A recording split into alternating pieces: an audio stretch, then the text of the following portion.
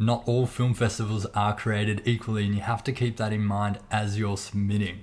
Hey everyone, it's Alexi here from Exile Entertainment. In this video, I'm going to give you the 6 steps that you can take to submit your film to film festivals.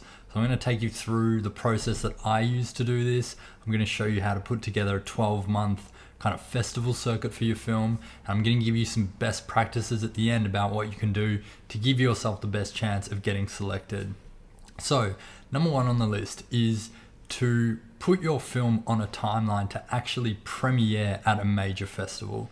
So when you're first deciding to work on a film, when you've decided that that's the project that you're going to move forward with and you're putting together a timeline for production, you should reverse engineer the entire production process so that you're delivering in time for a major film festival. Now, why should you do this? Well, there's 2 reasons that I do it. Number 1 is it gives us a tangible fixed target to aim for in terms of the deadline. You know, we have a fixed deadline to hit, and then every kind of stage of production can be worked out leading towards that ultimate deadline. And then number 2 is that it gives you and your team a bar to shoot for. So it sets expectations high, it gives you something to aim for.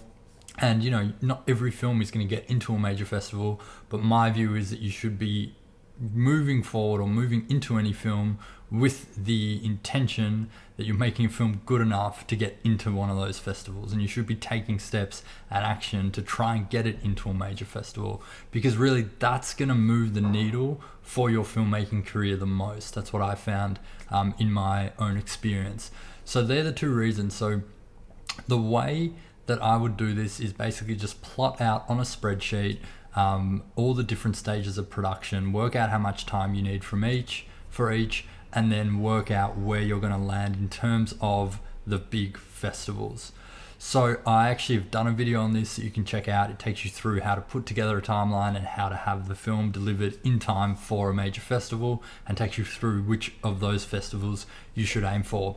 One thing to keep in mind though is, so if you're making a film and you plot out the timeline, and let's say you're due to deliver the film in June, well, we know that Cannes is in May, and the next big festival is Toronto and Venice, and they're in September.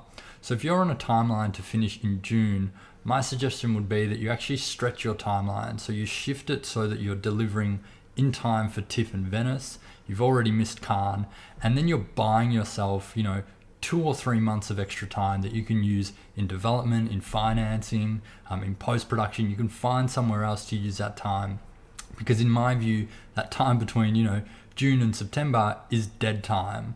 So that would be my first tip in terms of putting together that festival, your timeline to hit a major festival.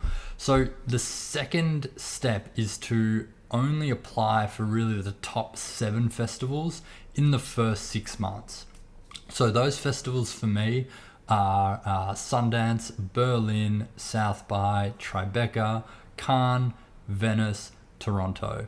So, different people might have different kind of top tier festivals, but those are the ones that I use as the top tier, and everything is based around those. So how do you start submitting to those festivals for 6 months? Well, that takes me on to step 3, which is start submitting from when you have a picture lock of the film. So if you picture lock the film, let me go back a step. The reason that you should submit a picture lock film, and the reason that I do this, is because if I'm hitting a deadline, so let's say it's around September, October, the Sundance deadline is coming up. If I don't submit a picture lock, if I simply miss that deadline, I'm not going to have another chance to submit to that festival for a whole 12 months. And chances are, if the film's good enough, it will already have gotten into one of those festivals, one of the other 6. And if it's not good enough, then it's not going to get into Sundance the next year anyway. So you want to start submitting from a picture lock. And I know a lot of people are concerned about, submitting a unfinished film. There's no sound, there's no music, there's no grade. What I would suggest is you do use temp music for your screener, And if you can, apply a very basic grade over it. The grade's not as essential. I think temp music is probably a bit more essential. But other than that, you don't need to get into sound design. You don't need to do VFX work. You can time your picture lock so it really falls right in time with submitting to one of these major festivals. And in my experience, my second film was submitted to Venice with just a picture lock. It was accepted, and then we had 3 months to finish the film between the time it was accepted and the time it was ultimately delivered to the festival. And the reason is that festival programmers are so used to watching unfinished work that they can see past, a temp temp sound design, no VFX. They can see past that. What they're judging more than anything is story and performance. Those are the two things that aren't going to change, regardless of how many other things you add on or the post-production process that it goes through. So that's step 3. And so when you're thinking about that 6 months of only applying to the top 7, that really starts from the picture lock. So you have essentially 3 months of submitting your picture lock, then you have a fully finished film. You keep submitting for 3 months to just those major ones. And that gives you 6 months of trying to hit one of those big ones before you move on to the next tier. So step number 4 is to then move on to tier 2 festivals for around 6 to 12 months. So in my view, there are a bunch of tier 2 festivals that, they really mean something in the industry. So people who are part of the industry, distributors, producers, EPs, they know that these tier 2 festivals are still difficult to get into and they carry weight and they have credibility around them.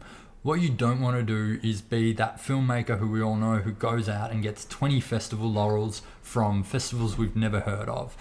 The reason that you don't want to do that is you're wasting a lot of time and a lot of money submitting to those festivals, and those just don't move the needle for you. So when I'm submitting to festivals, I'm always capping the festivals that I submit to. I hit the tier 1, the tier 2, and then that's it. So tier 2 festivals for me, I'm not going to give you an exhaustive list, but they could be film festivals like Telluride in America, San Sebastian, Rotterdam in Europe, something like Adelaide Film Festival or MIF in Australia. So they're still really well-regarded festivals. They've been around for many years. If you get into one of those, it gives you credibility, but they're not just these random festivals that people haven't heard of. I think the test is it's probably not going to impress your parents that you get into one of these festivals necessarily, right? Like they're not going to know about a film festival in Estonia, but it will impress producers who know about that festival, or distributors or sales agents when you're going to make your next film. So step number 5 is to contact a selector. So I highly recommend that everyone does this. Whether or not you get a response is a different story, but between Google, LinkedIn, platforms or software like Rocket Reach or Seamless.ai, it is very easy to find someone's contact details today. There's another database called Sonando that's like a film industry database.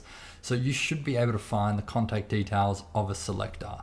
Now, you should always try and look for any regional selectors, so selectors who look after your specific region, and reach out to them. And if you can't find that, then just reach out to whoever you can find in the team that is a selector.